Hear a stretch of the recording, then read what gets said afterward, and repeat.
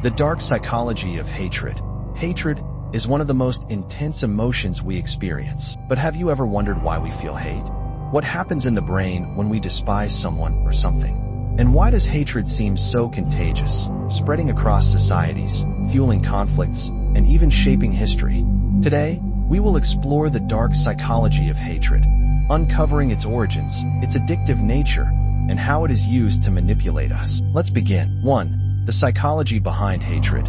Hatred is not just a feeling, it is a psychological mechanism. When we hate, our brain activates the amygdala, the region responsible for processing fear and threats. At the same time, the insula, which governs emotional intensity, strengthens this reaction. But here is something surprising. Studies show that hatred triggers the release of dopamine, the same neurotransmitter associated with pleasure and addiction. In other words, expressing hatred can feel rewarding, which is why people often find themselves drawn to negativity, outrage, and even conflict. Perhaps this is why arguments, especially online, escalate so quickly. 2. Why humans are drawn to hate. But hatred is not just a personal experience. It is a social phenomenon. Psychologists call this the in-group versus out-group bias.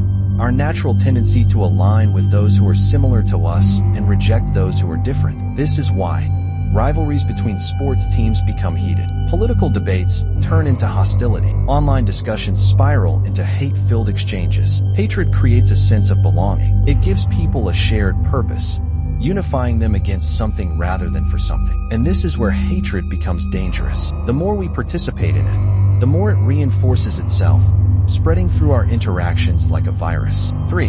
How hatred is manipulated by society and media. Unfortunately, hatred is not just an emotional response.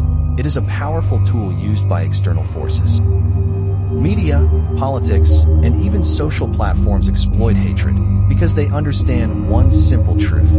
Hatred keeps people engaged. News outlets use fear-based headlines to increase viewership. Social media algorithms prioritize controversy to drive interactions. Public figures exploit division to maintain influence. Have you ever noticed how the most divisive and polarizing content gets the most attention? This is not a coincidence. It is a system designed to keep you emotionally invested. But there is a way to break free. 4.